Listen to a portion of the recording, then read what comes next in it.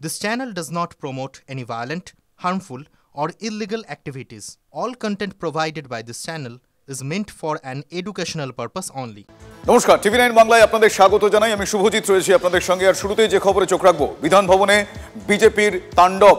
প্রতিবাদে অবরোধ করলো এবার কংগ্রেস। মৌলালী মোড়ে প্রদেশ কংগ্রেস সভাপতির অবস্থান বিক্ষোভ, সেই ছবি আপনাদের সরাসরি আমরা দেখাচ্ছি। আমার সহকর্মী সৌরভ দত্ত এই মুহূর্তে রয়েছেন মৌলালী মোড়ে, যেখান থেকে এই মুহূর্তে কংগ্রেসের পাল্টা অবস্থান। সৌরভ, এখন পরিস্থিতি কি, তারা কি বলছেন, এই পাল্টা অবস্থানে তাদের দাবিটা কি?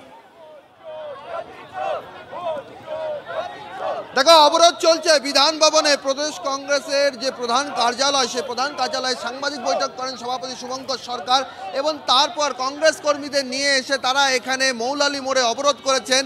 এবং মৌলালী মোড় মানে শহরের কেন্দ্রের সংযোগস্থল, সেই মৌলালী মোড়ে অবরুদ্ধ অবস্থায় আটকে পড়েছে বিভিন্ন শিয়ালদাগামী যে গাড়ি, ধর্মতলাগামী যে গাড়ির রাস্তা, সেই যানবাহন রাস্তায় আটকে রয়েছে। প্রদেশ কংগ্রেস সভাপতি শুভঙ্কর সরকারের বক্তব্য হচ্ছে যে ঘটনা আজ ঘটেছে সেটা এই রাজ্যের পক্ষে কালো দিন, কারণ তিনি বলছেন রাজনীতির লড়াই রাজপথে হবে, কিন্তু তা বলে একটি রাজনৈতিক দলের কার্যালয়কে আক্রমণ, এ কেমন সংস্কৃতি? এবং সেই প্রশ্নে জানিয়ে বিরোধী দলনেতা পশ্চিমবঙ্গের রাজ্য বিজেপি সভাপতিকে তিনি চিঠি দিয়েছেন, মুখ্য সচিবের কাছে তিনি চিঠি দিয়েছেন যে কেন এন্টালি থানা কাছে থাকা সত্ত্বেও নিরাপত্তা নেই। তার আগে এখানে আসার আগে রাহুল গান্ধীর যে পোস্টার ছিল, যেখানে কালো কালি দেওয়া ছিল, সেটাকে দুধ দিয়ে পরিষ্কার করা হয়েছে। রাজ্য বিজেপি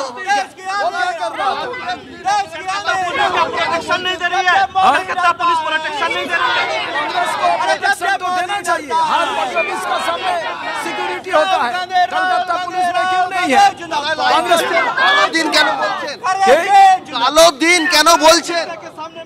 পার্টি অফিসের ওপরে আক্রমণ, এটা বাংলার কালচার ছিল না। রাজনৈতিক দলের ওপরে আক্রমণ বাংলার কালচার ছিল না। বর্বর অসভ্য বিজেপি এইটা আমদানি করছে, এর আমরা তীব্র বিরোধিতা করি।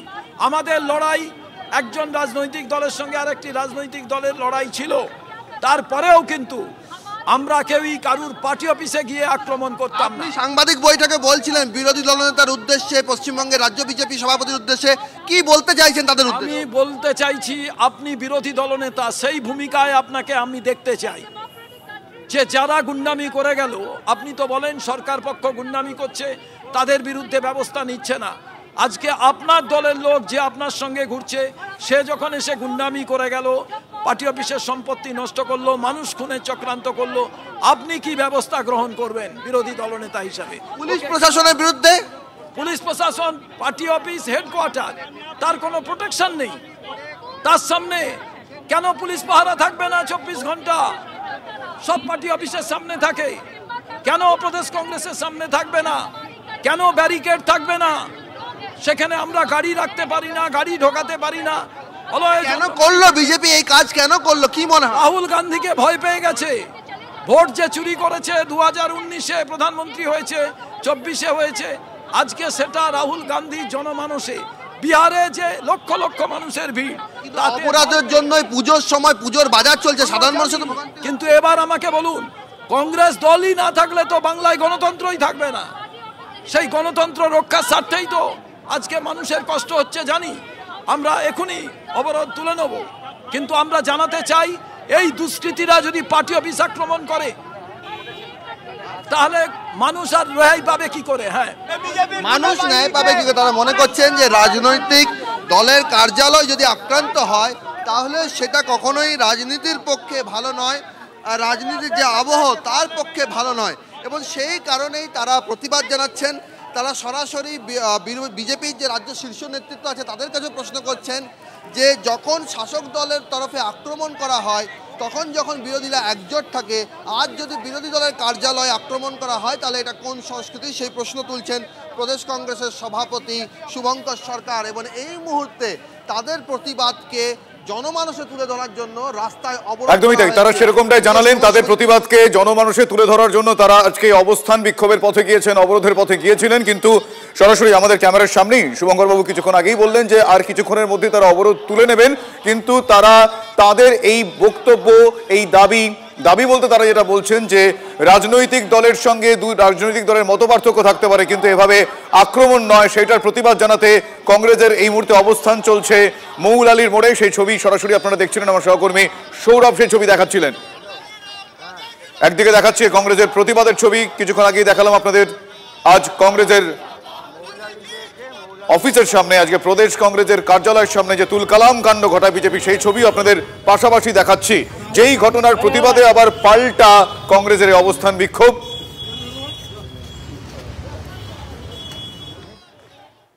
যে কারণে আমরা বারবার বলছি যে বিহারের আঁচ এবার কলকাতা, তার কারণ প্রদেশ কংগ্রেস কার্যালয়ের সামনে তুলকালাম কাণ্ড। আপনারা জানেন বিহারে রাহুল গান্ধীকে স্বাগত জানানোর যে মঞ্চ, সে মঞ্চ থেকে প্রধানমন্ত্রী নরেন্দ্র মোদীর মাকে টেনে কুকথা বলেন তিনি।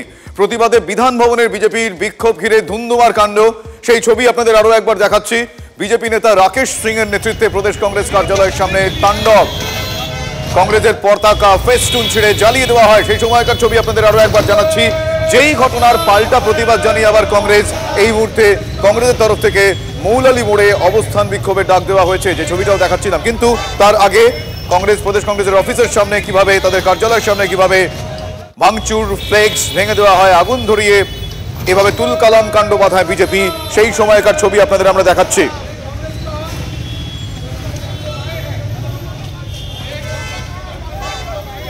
রাকেশ সিং এর নেতৃত্বে এই তুলকালাম কাণ্ড চলে। রাহুল গান্ধীর ছবিতে কালি লাগিয়ে দেওয়া হচ্ছে। এর থেকে বেশি প্রতিবাদ আমরা তৈরি আছি করব যদি কংগ্রেস কর্মীরা এইভাবে রাজনীতিটা নেবে আসবে। যদি আমার রাজনীতির মধ্যে আমার মাকে টেনে নিয়ে আসা হয়, আজকে মোদিজি মা মানে আমাদের মা, এই সব টানাটানি হয়, তবে রাজনীতি এই নোংরা জায়গাতে যদি আসে তবে তার প্রতিবাদটা না করলে এরা এইভাবে রাজনীতিটা করবে। আপনারা শুনলেন রাকেশ সিং কি বলেছেন। কিন্তু এই মুহূর্তে আরো একবার আমি মৌলালি মোড়ে যাব, সেখানে আমার সহকর্মী রয়েছেন সৌরভ, সেখানে পুলিশকে ঘিরে বিক্ষোভ তাণ্ডব আমি সরাসরি দেখছি, সেই ছবি আমার সহকর্মী রয়েছেন সৌরভ। দেখো এখন যে ছবিটা দেখছো, এখানে একজন পথচারী, তিনি কেন অবরোধ করা হচ্ছে সেটাকে নিয়ে বিক্ষোভ জানতে চান কংগ্রেস কর্মীদের কাছে, এবং তা নিয়ে তর্কাতর্কি বেঁধে যায়। এই দিকে দেখাবো সেই কর্মীকে উদ্দেশ্য করে শুভঙ্কর সরকার দৌড়ে যাচ্ছেন, পশ্চিমবঙ্গের রাজ্য সভাপতি শুভঙ্কর সরকার, তিনি দৌড়ে যাচ্ছেন। দোকান নামিয়ে দেওয়া হলো, শাটার নামিয়ে দেওয়া হলো, ওই পথচারীকে ভেতরে ঢুকিয়ে শাটার নামিয়ে দেওয়া হলো। কংগ্রেস কর্মীরা উত্তেজিত, কংগ্রেস কর্মীরা উত্তেজিত, তারা এই ঘটনাকে ঘিরে উত্তেজিত। এখানে শুভঙ্কর সরকার রাজ্য সভাপতি ঠিক এই শাটারের ভেতরে, শাটারের পেছনে রয়েছেন ওই কর্মী, যিনি মৌলালিতে যে অবরোধ চলছিল, মৌলালিতে যে অবরোধ কি হলো দাদা, ঘটনাটা কি হলো? ওই ছেলেটা খুব বাজে কথা বলছিল বিজেপির হয়ে, সেটা ঠিক না, সেটা আমি প্রতিবাদ করছি। কি সাধারণ মানুষ না হচ্ছে বিজেপি কর্মী? আমার মনে হলো বিজেপির মাইন্ডেড লোক, একটু ওই বিজেপির মাইন্ডেড হয়ে কথা বলছে, সেটার জন্যই ওকে দেখো এখানে সন্তোষ পাঠকের সঙ্গে আমরা কথা বললাম, তার শুভঙ্গ সরকার কি হলো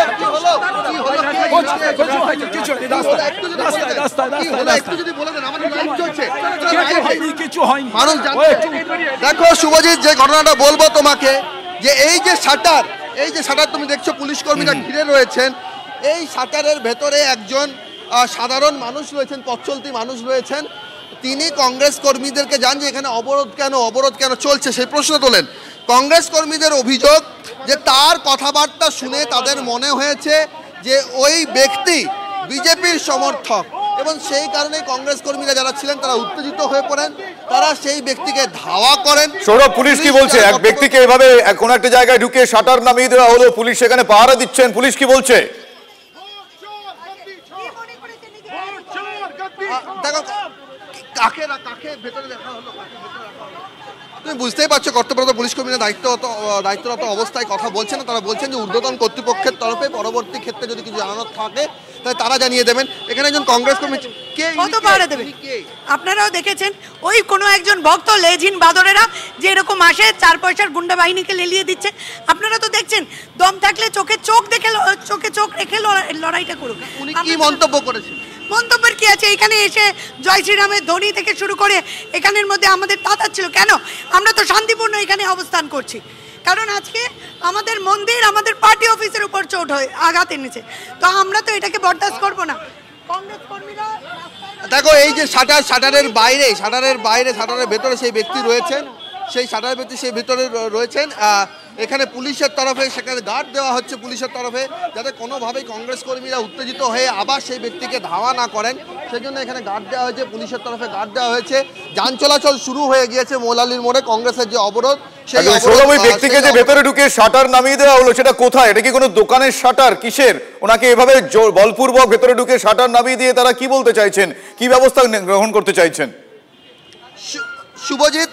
শুভজিৎ অমিতকে বলবে একটু এদিকে আসার জন্য। শুভজিৎ, মৌলালিতে যে রাজ্য যুব কেন্দ্র আছে, সেই রাজ্য যুব কেন্দ্রের ঠিক উল্টো দিকের মুখের যে ফুটপাত, সেই ফুটপাতের যে দোকান, সেই রকম একটি দোকানে অমিত এলে আমি তোমাকে জিনিসটা পুরোটা ভালো করে বোঝাতে পারবো। একটু অমিত আমার কাছে আসছে, একটু অমিতকে বলবে এদিকে একটু ঘুরে আমার দিকে একটু ঘুরে দেখার জন্য।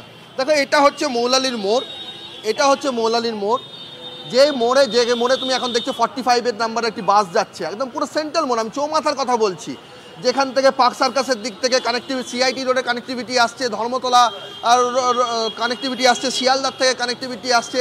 সেইখানকার যে সংযোগস্থলে বিক্ষোভ চলছিল, বিক্ষোভ চলার সময় বুঝতে পেরেছি। অর্থাৎ তিনি সেই মুহূর্তে ওই বিক্ষোভ চলাকালীন কিছু একটা মন্তব্য করেন, তারপর তাকে আটকে এই মুহূর্তে দোকানের ভেতর ঢুকে শাটার নামিয়ে দেওয়া হয়।